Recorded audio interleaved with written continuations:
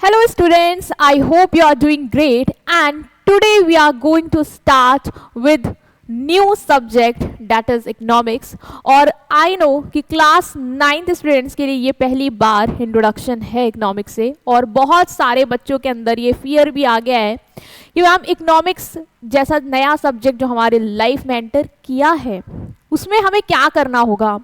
मतलब बहुत सारे बच्चों के माइंड्स में ये डाउट्स रहते हैं कि क्या ये अकाउंट्स की तरह होगा या हमें यहाँ पे मैथ्स की तरह कुछ न्यूमेरिकल सॉल्व करने पड़ जाएंगे या यहाँ पे रीजनिंग वाली चीज़ें आएंगी या थ्योरी है। मैम क्या करना है इसमें।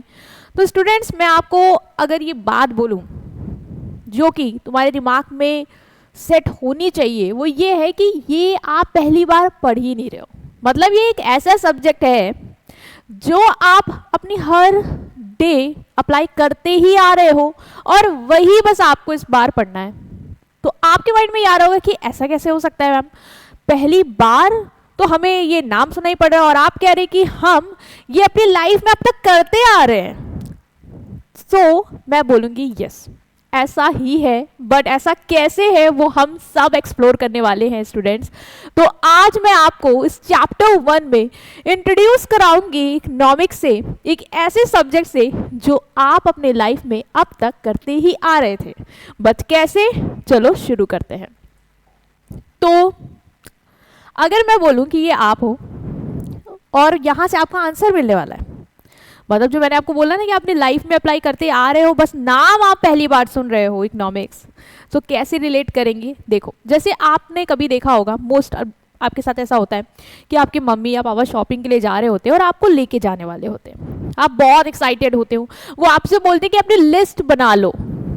मैम ऐसा तो बोलते ही नहीं है। अरे अगर मान लो वो बोलते हैं कि अपनी लिस्ट बना लो कि आपको क्या क्या चाहिए, क्या क्या आपको खरीदना है, तो आप एक लंबी चौड़ी सी लिस्ट बना लेते हो कि मुझे तो चॉकलेट भी चाहिए, मुझे ये स्टेशनरी भी चाहिए, मुझे कपड़े भी चाहिए, मुझे शूज़ भी चाहिए, मुझे आईफोन भी चाहिए, ऑरेंज वाला, मुझे बहुत कुछ चाहिए, है ना। आपकी तो लिस्ट इतनी लंबी हो जाती है। बट ये बताओ कि जो मम्मी और पापा होते हैं वो आपको सारी चीज़ें दिलाने के लिए ले जा रहे होते हैं। नो मैम, ऑफ कोर्स उनके पास बजट उतना होता ही नहीं है। मान लीजिए हमारी तो डिमांड इतनी हाई फाई है, बट सब थोड़ी ना ले पाते हैं मैम। मम्मी के पास बजट कम होता है, पापा के पास जितना बजट होता है उस अकॉर्डिंग हमारी जो इम्पॉर्टेंट चीज़ें होती है उसको वो दिलवाते हैं हमसे बोल के, अदरवाइज सब छोड़ के आते हैं हम लोग। यस मतलब एग्जैक्टली ये हो रहा था कि मनी जो था वो आपके पास, मम्मा के पास, पापा के पास लिमिटेड था, लेकिन आपकी जो नीड्स थी वो क्या थी, अनलिमिटेड, कोई अंत ही नहीं है। मतलब अगर आप कोई वो पूरी लिस्ट पूरी भी कर देना फिर भी आपके पास कुछ ना कुछ रह जाएगा कि यार ये भी तो लेना है ना। तो वांट्स क्या है आपकी, अनलिमिटेड, और जो रिसोर्स कह ले, मनी या जो भी चीज़ें हैं, ठीक है, जिसके थ्रू आप अपनी वांट्स आप सेटिस्फाई करो, उसको हम बेसिक में बोलेंगे रिसोर्स, वो क्या है, वो लिमिटेड है, ठीक है। तो यही तो एग्जैक्टली इकोनॉमिक्स है, यही तो इकोनॉमिक्स है कि आप कैसे डिसाइड करते हो कि आप क्या लो, क्या छोड़ दो, क्या इंपॉर्टेंट चीज़ है जिसको आप सेटिस्फाई करो उस लिमिटेड रिसोर्स से। दिस इज व्हाट इकोनॉमिक्स, और ये आपने पूरी डेली लाइफ में अप्लाई करते आते हो। चलो एक और एग्जांपल देती हूँ। मान लो आपको पढ़ाई करनी है, आपके पास 2 घंटे हैं, 2 घंटे में आपके पास 4 सब्जेक्ट्स हैं। अब आप क्या करते हो, आप डायरी खोलते हो, आप देखते हो कि यार मेरे पास सिर्फ 2 घंटे हैं, उतनी देर से तो बस खेल रहा था, मोबाइल चला रहा था, रील्स स्क्रॉल कर रहा था, अभी तो 2 घंटे हैं, क्या करूं। फिर आप देखते हो कि यार कल किसी का टेस्ट है तो पहले वो पढ़ लेता हूँ, ठीक है, पहले उसको कर लेता हूँ, जितना टाइम लग रहा है, फिर समय बचेगा तो थोड़ा बहुत ऊपर ऊपर से देख के हटा दूंगा। तो यहाँ पे भी तो बेटा आप चॉइस कर रहे हो कि उस लिमिटेड टाइम को लेके जिसमें आपको बहुत सारी चीज़ें करनी है, उसमें से आप वो चीज़ सेलेक्ट करके कर रहे हो, वो चीज़ चूज कर रहे हो जो आपको लग रहा है ज़्यादा इंपॉर्टेंट है और उसको करके मैं सेटिस्फेक्शन गेन कर सकता हूँ। तो ये होती है इकोनॉमिक्स, जो हमने एक बेसिक ओवरव्यू लिया है। अभी हम बहुत डेप्थ में समझेंगे कि कैसे आई, क्या मतलब है, बट ये आपका आंसर क्लियर हो गया कि इकोनॉमिक्स कोई ऐसी चीज़ नहीं है जो आप पहली बार पढ़ रहे हो, बल्कि आप अपने लाइफ में इसको यूज़ करते हो डेली, ठीक है। बस नेम से पहली बार इंट्रोड्यूस हुए हो तो कुछ चीज़ें क्लियर हुई होंगी कि क्या है। अब हम आ रहे हैं अपने इंट्रोडक्शन पार्ट को लेके, इन डेप्थ में लेके कि इकोनॉमिक्स क्या होता है। डेफिनेशंस की बात करेंगे कि जो हमारा इकोनॉमिक्स का टर्म है वो कहाँ से आया, ये जो वर्ड है ये कहाँ से आया। तो स्टूडेंट्स ये जो इकोनॉमिक्स है ये आपका दो ग्रीक वर्ड से मिलके बना है, मतलब ये जो ग्रीक वर्ड है, टू ग्रीक वर्ड्स, इनको कंबाइन करके आपका इकोनॉमिक्स बना है। वो कौन से हैं? First is oikos and next is nomos. Oikos nomos, इससे आपका इकोनॉमिक्स बना हुआ है। What is the meaning of oikos? Oikos का मतलब क्या होता है? तो ओक्यूस का मतलब होता है हाउस होल्ड और नॉमस का मतलब होता है मैनेजमेंट। अगर आप यहाँ देखो ना तो आप ये कहोगे कि इकोनॉमिक्स कोई बहुत बाहर से नहीं आया है, ये हमारे घर से ही शुरू हुआ है। कहाँ से शुरू हुआ? ये हमारे घर से ही शुरू हुआ है कि हम अपने घर में चीजों का कैसे मैनेजमेंट करते हैं। दिस इज इकोनॉमिक्स, क्योंकि वर्ड से तो यही समझ में आ रहा है।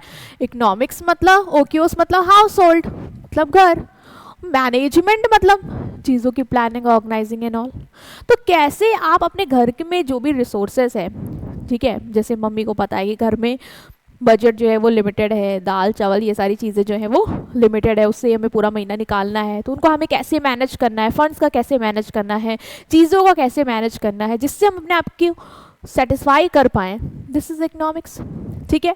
सो टुगेदर इसका मतलब है household management. Just like a family must manage its limited money, a whole society also needs to manage it limited resource.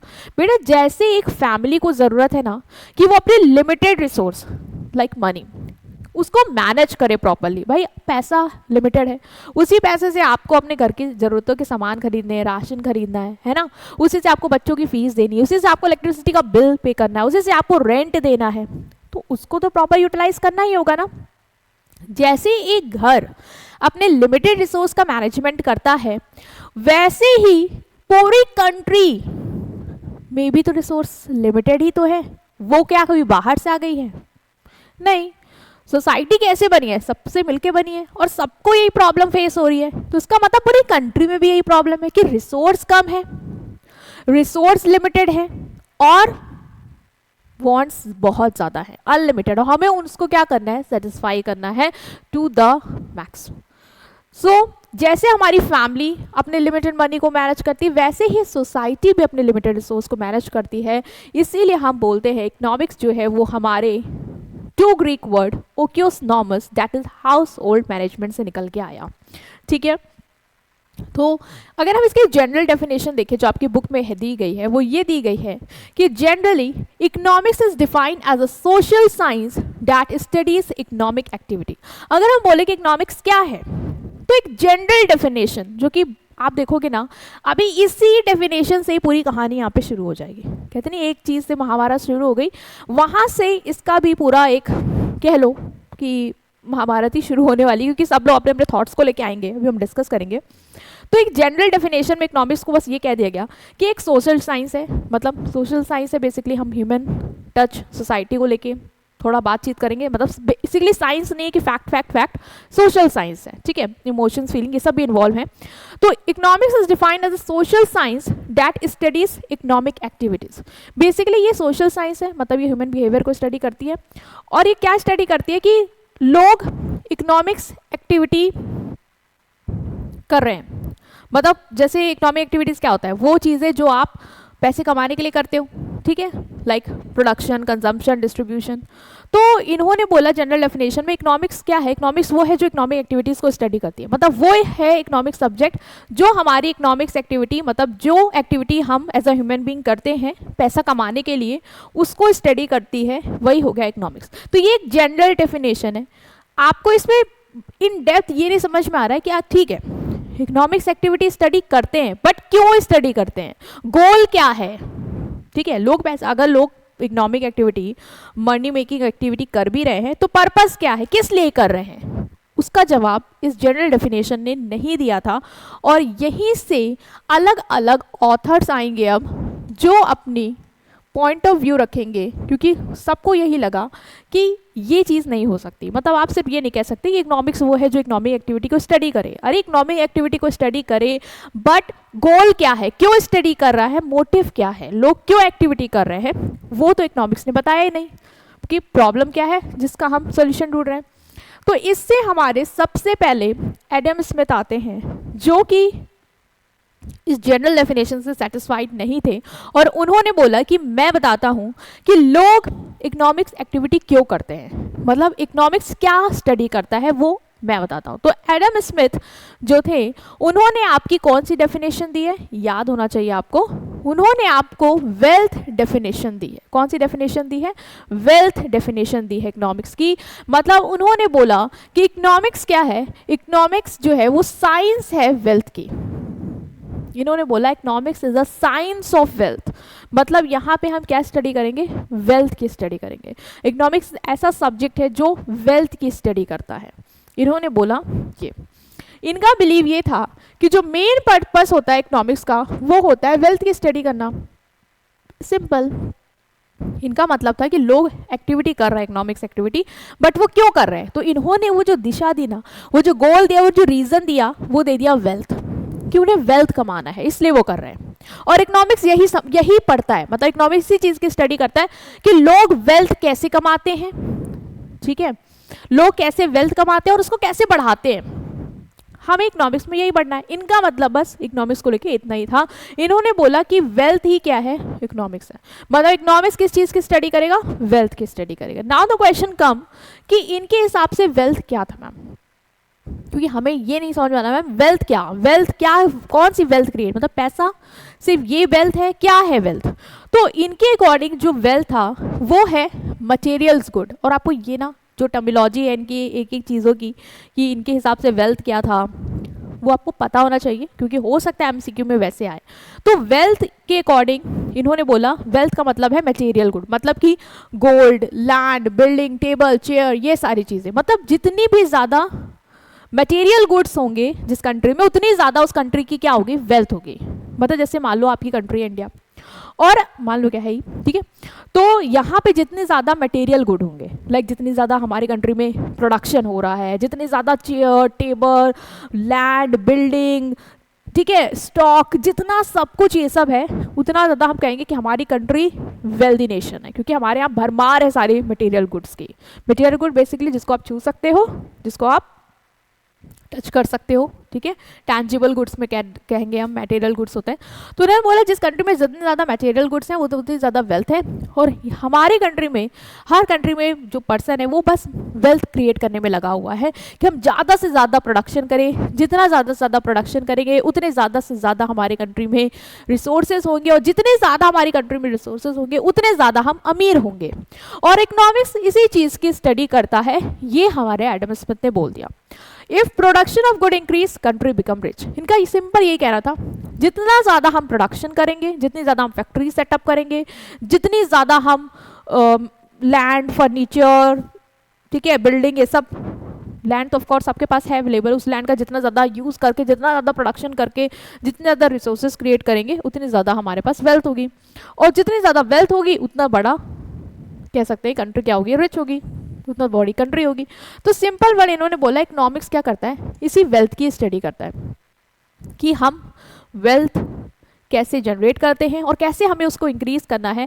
Economics subject हमें यही बताता है। इन्होंने इकोनॉमिक्स को इस चीज़ में बांध के रख दिया, ठीक है, कि लोगों का मेन गोल है वेल्थ कमाना, वेल्थ इंक्रीज करना, और जितनी ज़्यादा एक कंट्री में वेल्थ होगी उतना ज़्यादा उसके पास रिचनेस होगी, ठीक है। तो फीचर्स की बात करें तो इनका देखो, अगर आपको कॉन्सेप्ट क्लियर हो गया अभी तक जो मैंने डिटेल में बताया, तो आपको फीचर्स ऑटोमेटिकली सारे आ गए होंगे, ठीक है। लिमिटेशन थोड़ी सी अलग हो जाएगी, बट फीचर्स आपको समझ में आ रहे हैं कि सबसे पहले इन्होंने यही बोला कि इकोनॉमिक्स क्या है। इकोनॉमिक्स एक ऐसा सब्जेक्ट है जो किसकी स्टडी करता है, जो स्टडी करता है आपकी वेल्थ की, ठीक है। मेन फोकस क्या है, how wealth is produce and increase. Basically हमें इकोनॉमिक्स में इन्होंने बोला यही समझना होता है कि हम कैसे वेल्थ को प्रोड्यूस करें, मतलब हमें दिमाग लगाना है कि हम कैसे ज़्यादा से ज़्यादा प्रोडक्शन करें और कैसे हम उससे ज़्यादा से ज़्यादा वेल्थ जनरेट करें। मटेरियल गुड्स की बात करी इन्होंने, मतलब अगर हम देखें तो इन्होंने बोला कि वेल्थ मतलब क्या, किस चीज़ से हमें वेल्थ जनरेट होगी। तो उन्होंने बोला जब हम ज़्यादा से ज़्यादा मटेरियल गुड, मतलब tangible goods like land, building हो गया, हमारा फर्नीचर हो गया, टेबल हो गया, चेयर हो गया, ठीक है, जितना ज़्यादा हम इन सब का प्रोडक्शन करेंगे उतना ज़्यादा हमारे पास वेल्थ होगी। तो इन्होंने वेल्थ को जोड़ा किससे है, मटेरियल गुड्स से, सिर्फ फिजिकल गुड्स ही वेल्थ है, मतलब सिर्फ फिजिकल गुड्स का ही ज़्यादा से ज़्यादा प्रोडक्शन होना ही क्या है, वेल्थ है। टीचिंग, मेडिकल एक्सेट्रा को इन्होंने काउंट नहीं किया, क्योंकि टीचिंग, मेडिकल सर्विसेज ये सब इनके हिसाब से क्या है, इनटेंजिबल चीज़ें हैं, ठीक है। और इन्होंने बोला इनका अगर आप ज़्यादा से ज़्यादा प्रोडक्शन करोगे, मतलब अगर एक कंट्री में ज़्यादा से ज़्यादा टीचर्स हैं, ज़्यादा से ज़्यादा अच्छे हॉस्पिटल्स में मेडिकल सर्विसेज हैं, तो उन्होंने बोला वो चीज़ वेल्थ नहीं है, ठीक है। इनका मानना था कि वो वेल्थ नहीं है, अगर वो ज़्यादा से ज़्यादा एक कंट्री में हो रहा है तो हम ये नहीं कहेंगे कंट्री रिच है। कंट्री रिच तब है जब उसके यहाँ टैंजिबल गुड्स, मटेरियल गुड्स का प्रोडक्शन ज़्यादा है।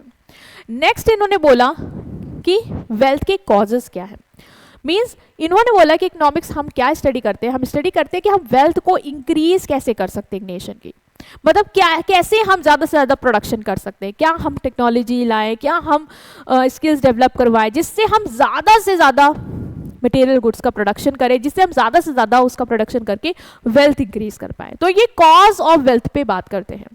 नेक्स्ट इज, इन्होंने एक कॉन्सेप्ट इंट्रोड्यूस किया, that is economic man. Economic man कौन होता है इनकी नज़र में, इन्होंने बोला इकोनॉमिक मैन एक ऐसा पर्सन है जो अपने सेल्फिश इंटरेस्ट के लिए कंट्री में वेल्थ जनरेट कर रहा है। मतलब इनका मानना था कि अगर कोई भी पर्सन वेल्थ जनरेट कर रहा है तो वो अपने पर्पस के लिए कर रहा है। अगर कोई भी पर्सन बिजनेस कर रहा है, कोई भी पर्सन फैक्ट्री लगा रहा है, तो वो इसलिए लगा रहा है क्योंकि वो चाहता है कि वो ज़्यादा से ज़्यादा वेल्थ बना पाए, ज़्यादा से ज़्यादा वो पैसा अर्न कर पाए। इस मोटिव से हर इंसान काम करता है। वो इन्होंने बोला कि a person act mainly for self interest to earn more wealth is economic man. Economic man वो पर्सन है जो ज़्यादा से ज़्यादा पैसा कमाने के लिए क्या कर रहा है, काम कर रहा है। सिंपल। तो ये कुछ इनके वेल्थ की डेफिनेशन के फीचर थे। इन्होंने इकोनॉमिक्स को कहाँ तक लिमिटेड कर दिया, वेल्थ से, कि इकोनॉमिक्स में बेसिकली कैसे हमें ज़्यादा से ज़्यादा पैसा कमाना है, कैसे हमें ज़्यादा से ज़्यादा मटेरियल गुड्स प्रोड्यूस करना है, इसकी बात होती है जिससे हम ज़्यादा से ज़्यादा पैसा बना पाए। अगर हम इनकी लिमिटेशन की बात करें तो अभी आपको भी कुछ हद तक समझ में आ रहा होगा कि इनकी कमी क्या थी। मैम सबसे ज़्यादा कमी तो हमें ये लग रही है कि सिर्फ वेल्थ वेल्थ वेल्थ, पैसा कैसे बनाए, पैसा कैसे बनाए। अभी आपने बोला वहाँ पे कि ये non material things like services, health, medical services, teaching, इन्होंने इन सबको तो इग्नोर ही मार दिया। तो यही तो सबसे बड़ी कमी नज़र आ रही। क्या उसके बिना चीज़ें हो जाएंगी? Of course not. तो इनकी लिमिटेशंस यही थी, जिसके बाद इनको काटते हुए और ऑथर्स आए, ठीक है। वो इनसे सेटिस्फाइड नहीं थे। उन्होंने ये बोला कि जो एडम है ना, इन्होंने कुछ ज़्यादा ही इंपॉर्टेंस दे दी वेल्थ को। इन्होंने ह्यूमन के वेलफेयर की बात ही नहीं की। इन्होंने बस ये बोला कि कंट्री में जितनी ज़्यादा वेल्थ होगी उतना ज़्यादा वो कंट्री रिच होगा। आप ये बताइए, ठीक है, ऑथर्स ने काटते हुए इनको ये पूछा कि आप ये बताइए कि मान लीजिए एक कंट्री में बहुत ज़्यादा वेल्थ है, ठीक है, बहुत ज़्यादा मटेरियल गुड्स हैं, मतलब वो ऐसी कंट्री जहाँ पे किसी चीज़ की कमी नहीं है, अगर हम देख ले मटेरियल गुड्स को लेके, ठीक है। बट द थिंग इज़ कि वहाँ के लोग पैसा तो बहुत बना रहे हैं, बट उनकी अच्छी लाइफस्टाइल नहीं है, ठीक है। वो दिन भर बस लगे रहते हैं, काम करते रहते हैं, उनकी हेल्थ बेकार हो रही है, उनको अच्छा वर्किंग इन्वायरमेंट नहीं मिल रहा है, उनको अपनी फैमिली के लिए टाइम नहीं मिल रहा है, वो खुश ही नहीं है। तो आप ये बताइए, क्या इकोनॉमिक्स इसको स्टडी करेगा कि सिर्फ पैसा कमाना ही इकोनॉमिक्स है? वेलफेयर कहाँ गया? क्या वो चीज़ इंपॉर्टेंट नहीं है? तो फिर इनको थोड़ा सा यहाँ पे लगा होगा झटका। दूसरा, लोगों ने ये बोला कि आपने सिर्फ मटेरियल गुड्स को ही वेल्थ माना, सर्विसेज भी तो इम्पॉर्टेंट है। अगर बच्चे पढ़े लिखे नहीं होंगे, टीचिंग ही नहीं होगी, तो क्या ही वो आगे फ्यूचर में कर पाएंगे, ठीक है। अगर लोगों की हेल्थ नहीं अच्छी होगी, मेडिकेयर को आप इंपॉर्टेंस नहीं देते हैं, मेडिकल फैसिलिटीज़ को आप इंपॉर्टेंस नहीं देते हैं, तो जब हेल्थी नहीं होगी तो लोग बनाएंगे कैसे, प्रोडक्शन कैसे कर ले जाएंगे? आपने इन सब चीज़ों की तो बात ही नहीं की। तो ये भी इनकी एक लिमिटेशन थी कि इन्होंने सर्विसेज को इग्नोर किया। नेक्स्ट इज, एज्यूम किया इन्होंने कि मैन जो है वो सिर्फ सेल्फिश इंटरेस्ट के लिए काम करता है, जो कि अनरियलिस्टिक है। मतलब ये बात हजम नहीं हुई लोगों को कि आपने बोला कि इकोनॉमिक मैन है, मैन जो है वो इकोनॉमिक है, मतलब सिर्फ सेल्फ इंटरेस्ट के लिए काम करता है और उसी के लिए वो लगा पड़ा है कि वो वेल्थ बनाए। बट ऐसा तो नहीं है, ऐसा तो हम मान ही नहीं सकते कि ऐसा है। बहुत सारे लोग हैं जो इसलिए मेहनत करते हैं क्योंकि उनको कल को अपने बच्चों को अच्छा फ्यूचर देना है, वो इसलिए मेहनत करते हैं ताकि वो कल घर जाएं, अच्छा सामान लेके जाए, बच्चों को उस चीज़ को खिलाएं तो बच्चे खुश हों और उनको वो खुशी मिले, ठीक है। लोग अच्छी लाइफस्टाइल के लिए काम कर रहे हैं। आप ये कैसे कह सकते हैं कि वो सिर्फ सेल्फिश होकर काम कर रहे हैं? सिर्फ सेल्फिश होना मोटिव नहीं है। बहुत सारे पेरेंट्स काम इसलिए कर रहे हैं ताकि अपने बच्चों को अच्छा एजुकेशन दे पाए, वो उनको आगे फ्यूचर में कुछ बना पाए। तो यहाँ पे भी इनको काटा गया कि आपने सेल्फिश इंटरेस्ट की बात करके भी बहुत लिमिटेड कर दिया, और इकोनॉमिक्स हमारे हिसाब से सिर्फ पैसों पे ही फोकस नहीं करती। तो यहाँ से इनकी जो वेल्थ डेफिनेशन आई वो खारिज की गई। उसके बाद मार्शल ने इनकी वेल्थ डेफिनेशन पे सवाल उठाते हुए अपनी खुद की डेफिनेशन दी, और उस डेफिनेशन का नाम था वेलफेयर डेफिनेशन। ठीक है, तो आपको याद रखना है एडम ने कौन सी दी थी, वेल्थ। उन्होंने वेल्थ की बात की थी। उसके बाद मार्शल आते हैं जो ऑफ कोर्स नहीं सेटिस्फाई थे उनकी वेल्थ की डेफिनेशन को लेके, उन्होंने कमियां जो मैंने बताई आपको वो बताई। उसके बाद उन्होंने अपना खुद का कॉन्सेप्ट दिया, that is welfare. Alfred Marshall जो हैं उन्होंने मटेरियल वेलफेयर की बात करी है। ठीक है, तो Alfred Marshall gave the material welfare definition in his book. इनकी एक बुक है, नाम याद रख सकते हो, एमसीक्यू में आ सकता है, that is principle of economics 1890। ठीक है, इन्होंने क्या बोला, इकोनॉमिक्स क्या है, इन्होंने बोला कि इकोनॉमिक्स जो है वो स्टडी है of how people earn and spend wealth to improve material welfare means wellbeing. इन्होंने बोला ठीक है वेल्थ कमाना इज इम्पॉर्टेंट, बट वेल्थ कमा क्यों रहे हैं इसकी बात तो करो।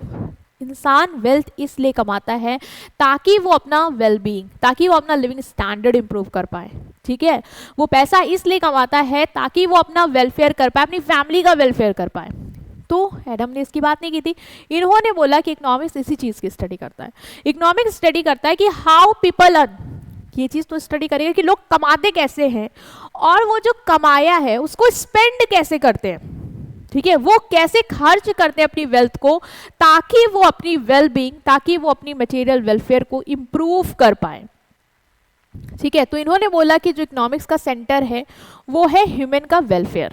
इकोनॉमिक्स ये स्टडी करेगी कि लोग कमाते कैसे हैं, और मेन फोकस है जो उन्होंने कमाया उसको खर्च कैसे करते हैं जिससे वो अपना वेलफेयर कर पाए।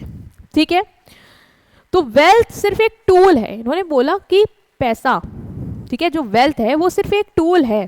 टूल है मतलब एक जरिया है, एक जरिया है आपको अच्छी लाइफ बिताने के लिए, सिर्फ एंड नहीं है कि वेल्थ कमाना वेल्थ कमाना वेल्थ कमाना, दैट्स इट, क्योंकि एडम ने बोला। इन्होंने बोला वेल्थ कमाना है, लेकिन वेल्थ कमाने के साथ मेरा फोकस इस पे होगा कि उसको यूज करके हम अपना वेलफेयर कैसे करेंगे। और इकोनॉमिक्स इसी चीज़ को स्टडी करती है कि एक पर्सन पैसा कमा के उसको कैसे अपने वेलफेयर के लिए यूटिलाइज करता है।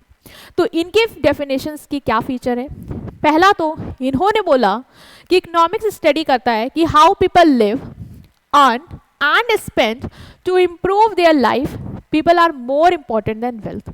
लोग कैसे कमाते हैं इट्स इंपॉर्टेंट, पढ़ेंगे समझेंगे, लेकिन वो इस पैसे को खर्च कैसे करते हैं जिससे वो अपना वेलफेयर कर पाए, जिससे वो अपना वेलबींग मेंटेन कर पाए, जिससे वो एक अच्छी लाइफ बिता पाए। इकोनॉमिक्स में हम उसको स्टडी करते हैं। ठीक, इकोनॉमिक्स ये स्टडी करता है, मतलब इकोनॉमिक्स एवरीडे एक्टिविटी स्टडी करता है कि हर दिन इंसान क्या करता है, हर दिन इंसान कैसे पैसा कमाता है, उसको कैसे खर्च करता है, कैसे अपने आप को सेटिस्फाई करता है। बेसिकली ये एवरीडे एक्टिविटीज स्टडी करता है, हर दिन की एक्टिविटीज़ को स्टडी करता है। हर दिन इंसान कैसा अप्रोच रखता है, कैसे कमाता है, कैसे खर्च करता है, कैसे अपने आप को सेटिस्फाई करता है, कैसे अपनी वेलबींग को मेंटेन करता है। यहाँ पे हम साधु सेंट्स एक्स्ट्राऑर्डिनरी लोगों की बात नहीं करते हैं, इन्होंने बोला, क्योंकि जो साधु सेंट्स हैं, ठीक है, उनको ये चिंता नहीं होती कि मैं पैसा कमा के उसको खर्च करके अपनी ज़िंदगी को बहुत अच्छा करना है, ठीक है, मैं वेलबींग मेंटेन करनी है। नहीं, उनका ये पर्पस नहीं होता है। आप भी देखते हो बहुत सारे साधु जंगल में रहते हैं, कुछ नहीं कमाते हैं और ऐसे ही अपना जीवन नेचर के साथ निकाल देते हैं। तो हम उनकी बात नहीं करेंगे, हम एवरीडे नॉर्मल लोगों की बात करते हैं। इकोनॉमिक्स में इन्होंने ये क्लियर किया आपको। नेक्स्ट इन्होंने बोला कि वेल्थ जो है वो कोई गोल नहीं है, ठीक है। इन्होंने बोला wealth is not a goal, wealth is a tool जिससे हम अपना वेलफेयर कर पाए, ठीक है। तो वेल्थ कोई गोल नहीं है जो एडम ने कह दिया कि हमें पैसा कमाना है, जितना ज़्यादा पैसा उतना ज़्यादा रिच कंट्री हो, उतनी बढ़िया इकोनॉमी है कंट्री की, मतलब वही इकोनॉमिक स्टडी कर रहा है। नहीं, इन्होंने बोला वेल्थ एक जरिया है, ठीक है, वेलफेयर मेन गोल है कि हम उस वेल्थ को कमा के अपनी लाइफ को कैसे अच्छा करते हैं, हम वेलबींग को कैसे इंप्रूव करते हैं, दैट इज इंपॉर्टेंट, वो हमें इकोनॉमिक्स सिखाता है। Only that welfare which can be measured in money term is studies in economics। एक चीज़ और याद रखना, इन्होंने ये बोला कि सिर्फ वो वेलफेयर की बात कर दी, लेकिन इन्होंने बोला वो वेलफेयर जो मनी के टर्म में मेजर हो सकता है। जो मनी के टर्म में मेजर हो सकता है उसको ही हम वेलफेयर मानेंगे और उसको ही इकोनॉमिक्स स्टडी करता है। क्योंकि वर्ड आपने देखा था कि इन्होंने बोला कि मटेरियल वेलफेयर, इकोनॉमिक्स किस चीज़ की स्टडी करता है? Material welfare. मतलब आप एक रेस्टोरेंट में गए, आपने खूब पैसा कमाया है, ठीक है, आपने उसको कैसे खर्च करते हो? आपने पैसा कमाया, आप उसको कैसे खर्च करते हो? जैसे आपने कमाया और आप ये फोकस करते हो कि यार मैंने जो कमाया उससे मैं हेल्दी फूड लूँगा जिससे मेरी लाइफस्टाइल अच्छी हो, जिससे मेरा मैं और टाइम तक अच्छे से सर्वाइव कर पाऊँ, मेरा वेलबींग इंप्रूव हो, ठीक है। तो वो जो आपने खर्चा किया वो हम मेजर कर सकते हैं कि आपने हेल्दी फूड पे इतना पैसा लगाया, ठीक। इवन आप कहीं गए शॉपिंग मॉल, आपने बहुत ही अच्छे कपड़े खरीदे, ठीक है, आपने पैसा कमाया और बहुत अच्छे कपड़े खरीदे और आपको लगा कि इससे मेरा लाइफ स्टैंडर्ड इंप्रूव होगा, ये चीज़ मेरी स्किन के लिए अच्छा है और मैं इसको खरीद रहा हूँ। वो भी आप मनी के टर्म में मेजर कर सकते हो कि आपने उस पर कितना खर्चा कर दिया। तो इन्होंने बोला हम उसको ही वेलफेयर मानेंगे। मतलब वो वेलफेयर जो मनी के टर्म में मेजर हो सकता है, जो हम अपने लिए कर रहे हैं, उसकी ही इकोनॉमिक्स स्टडी करता है। Money help us measure improvement in life, क्योंकि इनका मतलब था कि हम जिस चीज़ पे पैसा लगा रहे हैं उस चीज़ से हमारा लाइफ में कितना इम्प्रूवमेंट आ रहा है, उसको हम अगर मेज़र कर सकते हैं कि हमारा उससे कितना वेलफेयर हो रहा है मनी के टर्म में, तो वही हम स्टडी करेंगे इकोनॉमिक्स में। ये एक लिमिटेशन है इनकी कि वेलफेयर को इन्होंने उसी हद तक लिमिट कर दिया जिनको हम मनी के टर्म में मेजर कर सकते हैं। अगर कोई ऐसा वेलफेयर है जो तुम्हारा हो रहा है लेकिन तुम उसको मनी के टर्म में मेजर नहीं कर सकते हो, तो उसको इन्होंने कहा कि वो हम इकोनॉमिक्स में स्टडी नहीं करेंगे। तो ये अभी आप आगे देखोगे कि इनकी लिमिटेशन भी बन के आएगी। बाकी याद रखना कि इन्होंने उस वेलफेयर की बात करी है जो मनी के टर्म में मेजर हो सकती है। आप अच्छे रेस्टोरेंट गए, आपने रेस्टोरेंट में अच्छा खाना खाया, उसका बिल जो है वो बताएगा कि आपकी कितनी अच्छी इंप्रूवमेंट ऑफ लाइफ हुई उस की वजह से, उससे आपके कितना मनी के टर्म में वेलफेयर हुआ है, हम उसको कैलकुलेट करेंगे, ठीक है। तो मटेरियल वेलफेयर की इन्होंने बात करी थी।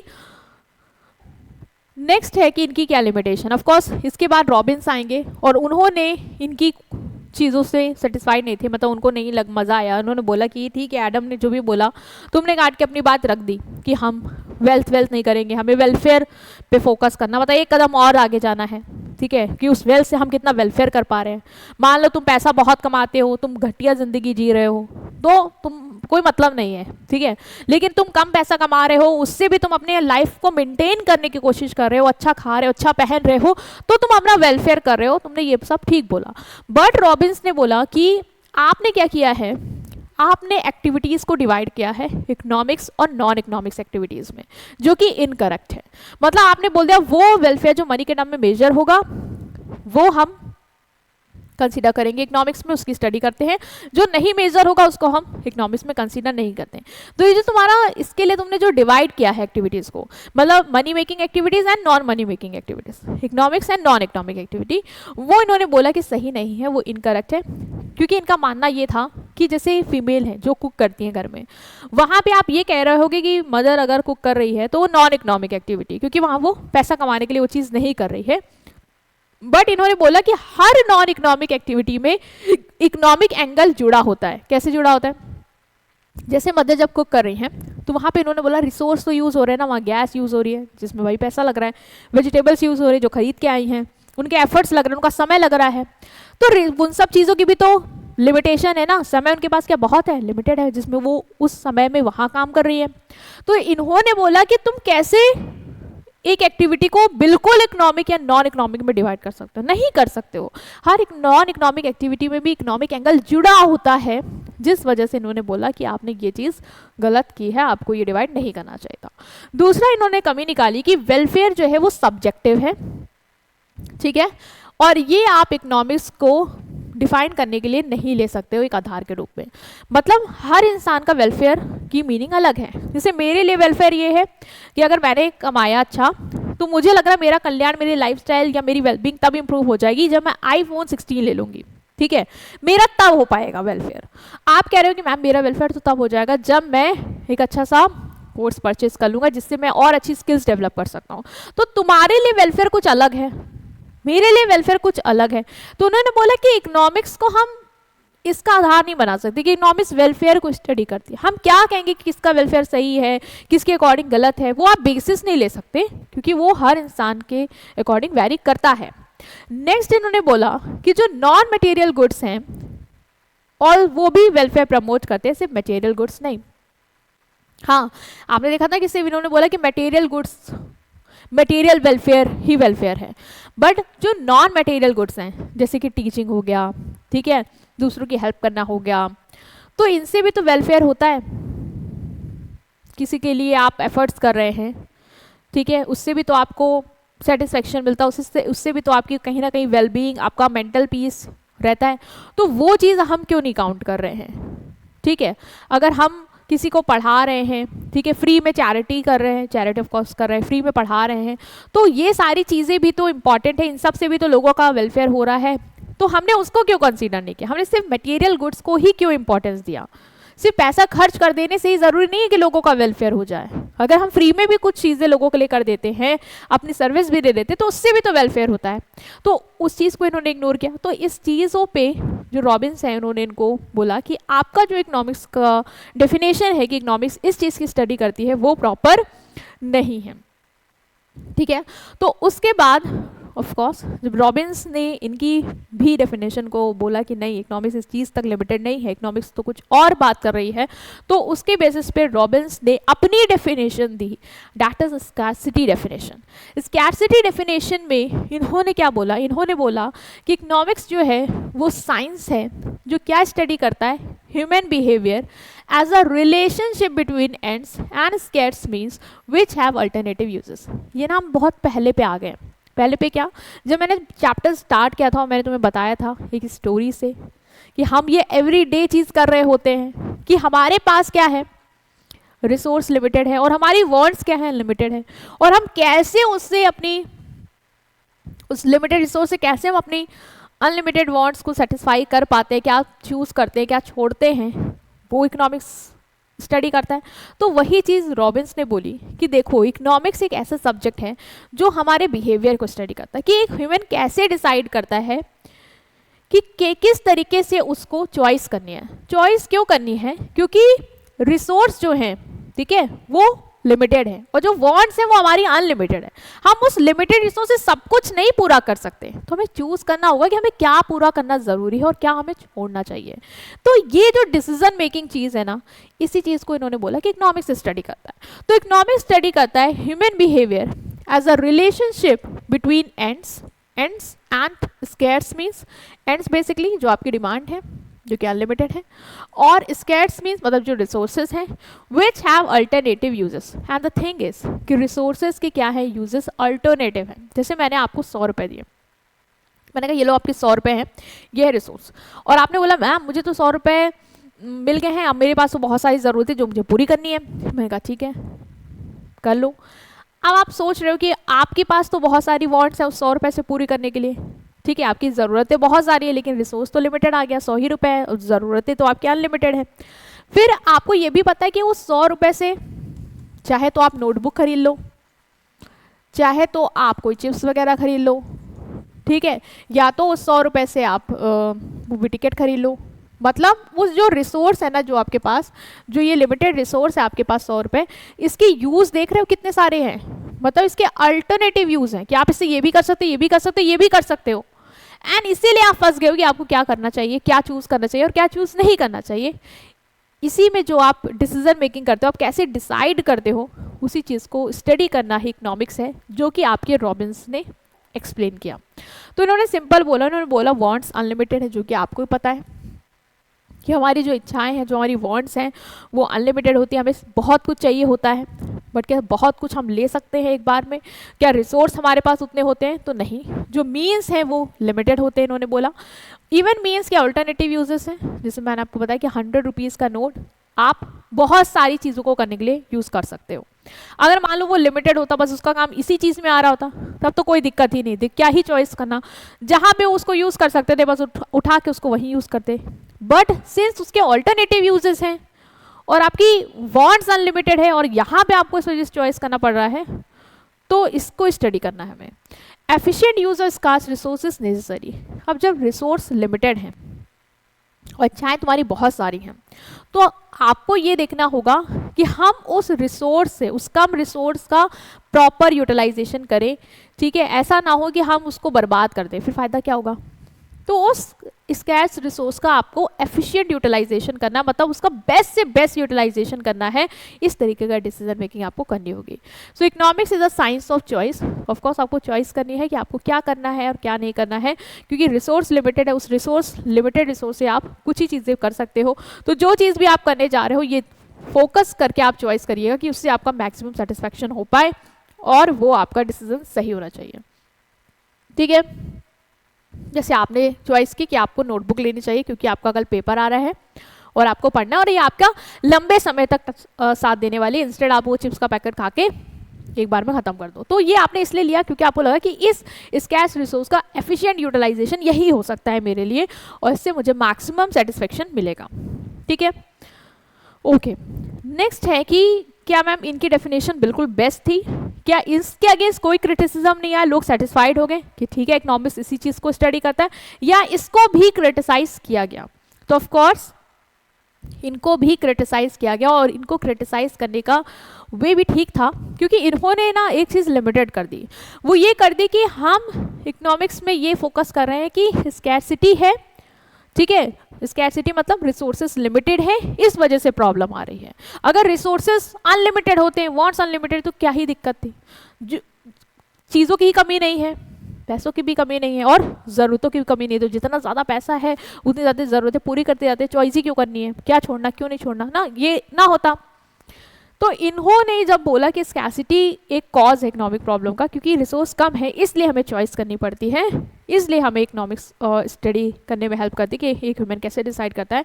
बट जो इनके क्रिटिक्स थे उन्होंने बोला कि स्कैसिटी सिर्फ प्रॉब्लम नहीं है, स्कैसिटी प्रॉब्लम है, बट इसके अपार्ट लोगों ने बोला कि जब एबेंडेंस होता है, मतलब रिसोर्सेज इवन जब बहुत ज़्यादा होते तब भी तो दिक्कत होती है।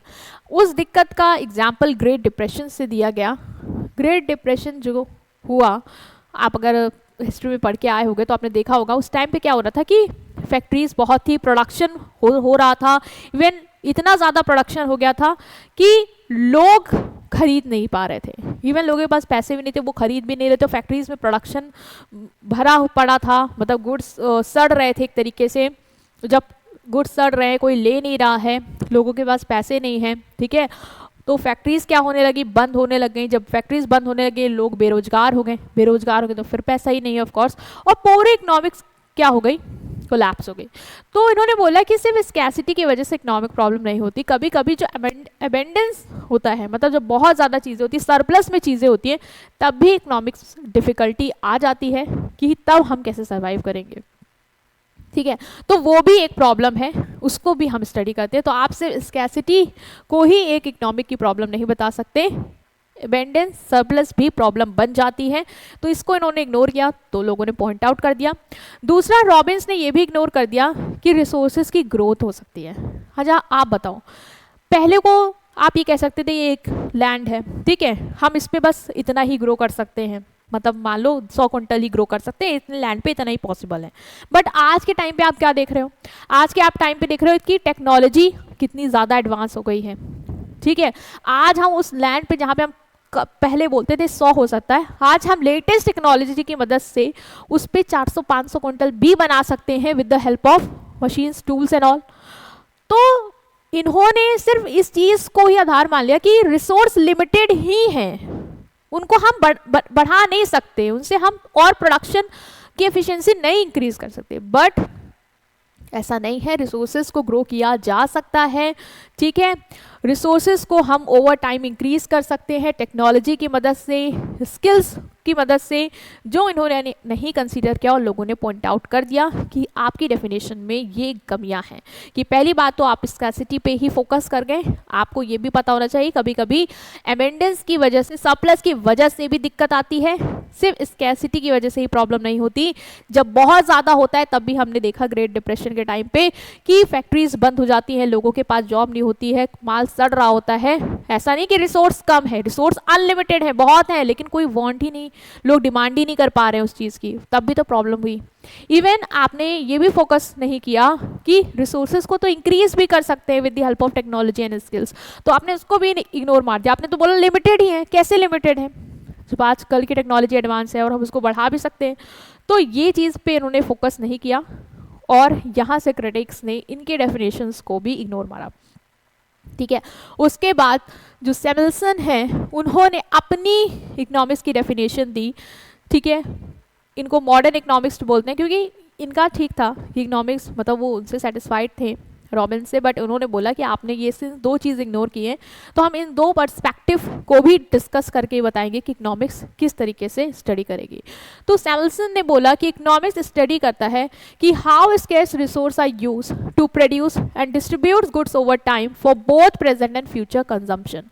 इन्होंने बोला कि इकोनॉमिक्स एक ऐसा सब्जेक्ट है जो ये स्टडी करता है कि कैसे हम ये जो स्कैर्स रिसोर्स, मतलब जो लिमिटेड रिसोर्स हैं, उनको कैसे हम यूज़ करके प्रोडक्शन करें, गुड्स को डिस्ट्रीब्यूट करें। ठीक है, ताकि हमारा जो प्रेजेंट है, मतलब जो हमारा प्रेजेंट कंजम्पशन, मतलब इतना प्रोडक्शन कर ले जाए, इतना डिस्ट्रीब्यूशन हो जाए कि हमारे प्रेजेंट की जो वांट्स है वो तो सेटिस्फाई हो ही जाए, इवन हम फ्यूचर के लिए भी फोकस कर पाए, फ्यूचर के लिए भी चीज़ों को सस्टेन कर पाएँ। इन्होंने बोला सिर्फ आज का नहीं सोचना, हमें आगे का भी सोचना है। इकोनॉमिक्स इस बात की बात करती है। ठीक है, तो इनके डेफिनेशन का फीचर क्या था? इन्होंने बोला कि हमें जो स्कैर्स रिसोर्स है, मतलब जो लिमिटेड रिसोर्स हैं, उनका अच्छा सा यूटिलाइजेशन करना है, मतलब एफिशिएंट यूटिलाइजेशन करना है। दूसरा, हमारा फोकस होना चाहिए कि हमें रिसोर्सेज को ग्रो करना है ओवर अ टाइम।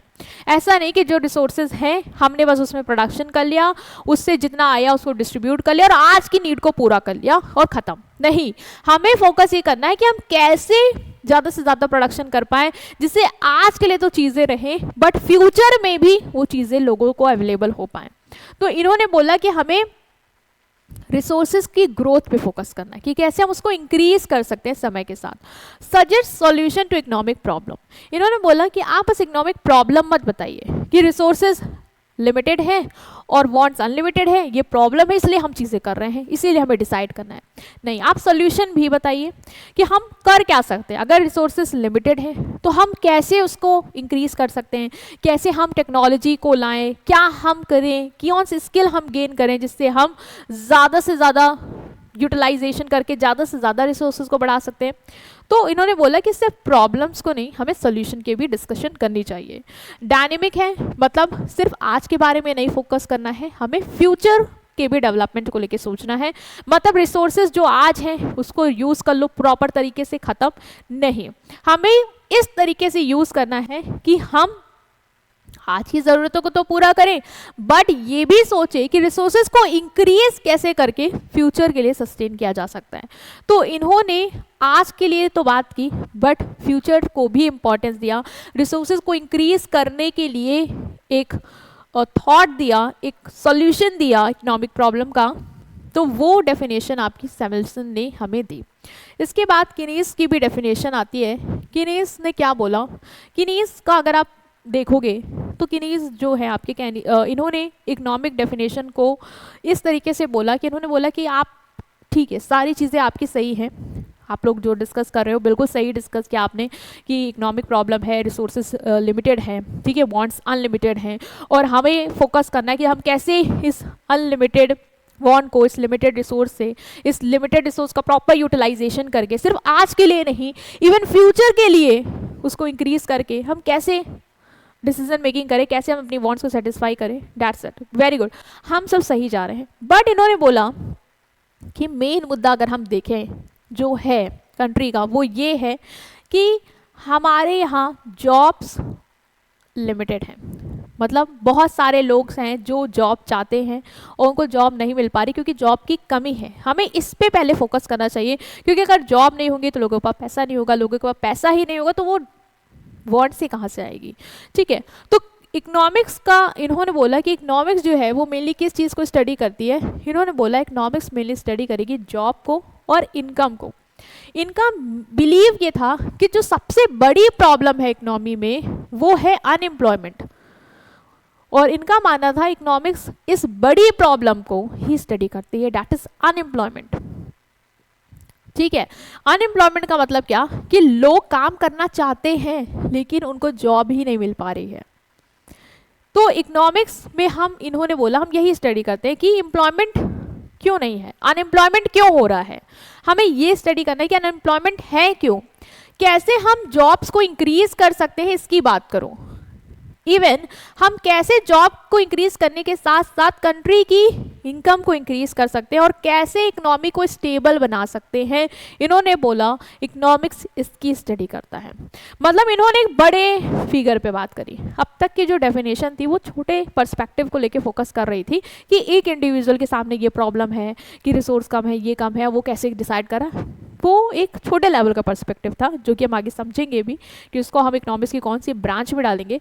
बट इन्होंने एक बहुत ही बड़े लेवल पे बात करी। इन्होंने जो इकोनॉमिक्स का फोकस दिया ना वही पूरी कंट्री के लेवल पे बात करी कि कंट्री में प्रॉब्लम क्या है। पहले वो देखो कि कंट्री में जो सबसे बड़ी समस्या है, इकोनॉमिक प्रॉब्लम है, वो है अनएम्प्लॉयमेंट।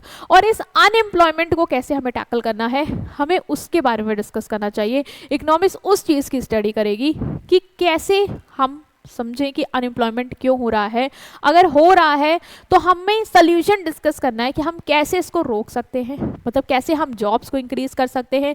जब जॉब होंगी तो ऑफ कोर्स कंट्री की इनकम इंक्रीज होगी, उसको हम कैसे बूस्ट करेंगे। और जब जॉब है, इनकम है, सब चीज़ें सही से चल रही हैं, प्रॉपर प्रोडक्शन हो रहा है, लोग अपनी डिमांड कर रहे हैं, उसको पूरा कर पा रहे हैं, अच्छी लाइफ जी पा रहे हैं, तो इकोनॉमिक स्टेबिलिटी को हम कैसे मेंटेन कर सकते हैं, उसको इन्होंने डिस्कस किया। ठीक है, तो जो केन्स की डेफिनेशन है वो बेसिक हमारी देखेंगे कि ब्रॉड पर्सपेक्टिव को लेके है, जो कि था अनएम्प्लॉयमेंट। मतलब इन्होंने जॉब और इनकम के बारे में बात करी। तो इन्होंने बोला कि इकोनॉमिक्स किस पे फोकस करता है, वो फोकस करता है जॉब पे। मेन इकोनॉमिक प्रॉब्लम अनएम्प्लॉयमेंट है और इकोनॉमिक्स इन्होंने बोला इसी चीज़ की स्टडी करता है। ठीक है, मोर जॉब मोर इनकम। इन्होंने बोला जब लोगों के पास ज़्यादा काम होगा, ठीक है, तो उन लोगों के पास ज़्यादा पैसा होगा। जब ज़्यादा पैसा होगा तो फिर कंट्री रिच होगी, कंट्री के पास वेल्थ होगी, लोग अपना वेलफेयर कर पाएंगे, अच्छी लाइफ जी पाएंगे, अपनी वांट्स को सेटिस्फाई कर पाएंगे। इन्होंने बोला सारी जड़ तो पहले पकड़ो, सारी जड़ तो अनएम्प्लॉयमेंट है, हम उसकी बात ही नहीं कर रहे हैं, हम तो इस पे फंसे हुए हैं कि वांट ज़्यादा है, रिसोर्स लिमिटेड है, कैसे पूरा करें। अरे पूरा करने के लिए जो जरिया है वही तो प्रॉब्लम है, पहले उसकी हम बात कर लें। तो इन्होंने इकोनॉमिक्स का फोकस डाला एम्प्लॉयमेंट पे। Study of whole economy, Keynes की जो डेफिनेशन है वो total employment, total income, total output of country की बात करती है। मतलब जैसे मैंने आपको बताया ना कि एक पूरी पिक्चर इन्होंने देखी, इन्होंने छोटे छोटे पार्ट्स पे डिवाइड करके एक ही पर्सन की बातचीत नहीं करी, इन्होंने पूरी कंट्री का मुद्दा उठाया और उसको बोला कि ये इकोनॉमिक प्रॉब्लम है और इकोनॉमिक्स इसकी स्टडी करता है। तो इनको आप देखोगे ना तो उन्होंने कंट्री के पूरे सिचुएशन ऑफ एम्प्लॉयमेंट को उठाया, कंट्री की पूरी इनकम की बात करी और कंट्री में कितना प्रोडक्शन हो रहा है, टोटल आउटपुट क्या है, उसको फोकस किया। तो मतलब इन्होंने मैक्रो लेवल पे अपना कॉन्सेप्ट जो है इकोनॉमिक्स का दिया। गवर्नमेंट मस्ट हेल्प, इन्होंने बोला सरकार को मदद करनी चाहिए क्योंकि जॉब उसको क्रिएट करनी चाहिए। अगर अनएम्प्लॉयमेंट है तो गवर्नमेंट क्या कर रही है, वो क्यों नहीं जॉब क्रिएट कर रही है, वो क्यों नहीं इकोनॉमी को स्टेबलाइज कर रही, ये प्रॉब्लम क्यों है। और अगर आप देखो आज के टाइम पे भी देखो हमारे कंट्री की भी सबसे बड़ी प्रॉब्लम क्या है, सबसे बड़ी प्रॉब्लम हमारी कंट्री की भी क्या है, अनएम्प्लॉयमेंट है। तो केन्स का जो ये मेन फोकस था ना एक ब्रॉडर पर्सपेक्टिव से, वो आज भी सस्टेन कर रहा है कि आज भी मुद्दा यही है कि अनएम्प्लॉयमेंट है, वांट्स ठीक है अनलिमिटेड है। अगर आपके पास जॉब नहीं है तो आप बताओ, आपके पास जो भी ये वांट्स है खूब सारी अनलिमिटेड, तुम्हारे पास रिसोर्स तो है नहीं कि तुम उसको सेटिस्फाई कर पाओ, तो क्या हम इंडिविजुअल लेवल पे तुम्हारे साथ बात भी कर सकते हैं? ऑफ कोर्स हम नहीं कर सकते हैं। तो मेन फोकस के बारे में इन्होंने बात करी, इन्होंने मैक्रो लेवल का कॉन्सेप्ट डिस्कस किया और इन्होंने बोला इकोनॉमिक्स इस चीज़ की स्टडी करती है, बाकी चीज़ें अपने आप आएंगी। तो स्टूडेंट्स अभी तक हमने समझा कि एक जनरल ओवरव्यू लिया कि इकोनॉमिक्स क्या है, जो मैंने आपको बताया कि इकोनॉमिक्स आप पढ़ के आए हो, अपनी लाइफ में अप्लाई करते हो और वो सही भी है। इंडिविजुअल लेवल पे इकोनॉमिक्स वही है कि आप कैसे चॉइस करते हो, ठीक है, आप कैसे डिसाइड करते हो कि आपको क्या करना है और क्या नहीं करना है, मतलब क्या चीज़ सेलेक्ट करनी है और कौन सी चीज़ आपको छोड़नी है because of the problem that is wants unlimited and resource limited and that to have alternative uses, that is correct. But the thing is कि हमें ये समझना है कि इकोनॉमिक्स को अब हम आगे कैसे स्टडी करने वाले हैं मैम, क्योंकि अलग अलग ऑथर्स ने, आपने बताया कि इवोल्यूशन ऐसे से हुआ, अलग अलग ऑथर्स ने अपना अपना पर्सपेक्टिव दिया, सबने एक दूसरे को काटते हुए एक फाइनल सोल्यूशन पे लेके आए हमें, ठीक है, वो हमें समझ में आ गया। बट इतना बड़ा सब्जेक्ट है ये इकोनॉमिक्स कि आप उसको एक बार में ऐसे ही नहीं गो थ्रू कर सकते हो। इसी प्रॉब्लम का सोल्यूशन देते हुए जो इकोनॉमिक्स है ना, उन्होंने हमारे जो सब्जेक्ट है इकोनॉमिक्स को, उन्होंने हमारे सब्जेक्ट इकोनॉमिक्स को उन्होंने भी बोला हाँ भाई ये वाइड है, हमें चीज़ों को काफ़ी स्टडी करना है, और हम एक स्लिक क्या करते हैं, इकोनॉमिक्स के ब्रांचेस बना देते हैं। दो पार्ट में इकोनॉमिक्स को डिवाइड कर देते हैं। एक हमारा होगा माइक्रो इकोनॉमिक्स, मतलब जहाँ पे हम छोटे लेवल पे बात करेंगे, और एक होगा हमारा मैक्रो इकोनॉमिक्स, जहाँ पे हम बड़े लेवल पे चीज़ों को डिस्कस करने वाले हैं, बड़े लेवल पे चीज़ों को एनालाइज करने वाले हैं। तो इकोनॉमिक्स की दो ब्रांचेस यहाँ से निकल के आती हैं because of the vast syllabus, because of the vast diversification of the economic subject. इसीलिए जो इकोनॉमिक्स है उन्होंने दो पार्ट्स में इसको डिवाइड किया, that is micro and macro economics. अब कॉन्सेप्ट आता है कि माइक्रो इकोनॉमिक्स क्या है और मैक्रो इकोनॉमिक्स क्या है। देखो माइक्रो मतलब क्या होता है, जो आप माइक्रोस्कोप से देखते हो छोटी छोटी चीज़ों को बड़ा बड़ा दिख पाता है, तो उससे याद कर सकते हो कि micro means small, micro means small. तो माइक्रो इकोनॉमिक्स बेसिकली वो इकोनॉमिक्स का पार्ट है जो पूरी इकोनॉमिक्स के छोटे छोटे पार्ट को स्टडी करता है, मतलब इंडिविजुअल लेवल पे हम जहाँ पे चीज़ों को स्टडी करते हैं, जो अभी तक आपने किन्स की डेफिनेशन से पहले वाले ऑथर्स के डेफिनेशन पे फोकस किया। सैमुअल्सन की डेफिनेशन पे आ जाओ कि एक इंडिविजुअल कैसे डिसाइड करता है कि उसको कैसे रिसोर्सेज का प्रॉपर यूटिलाइजेशन करना है, उस लिमिटेड रिसोर्स का कैसे यूटिलाइजेशन करना है जिससे वो अपनी अनलिमिटेड वांट्स को पूरा कर पाए।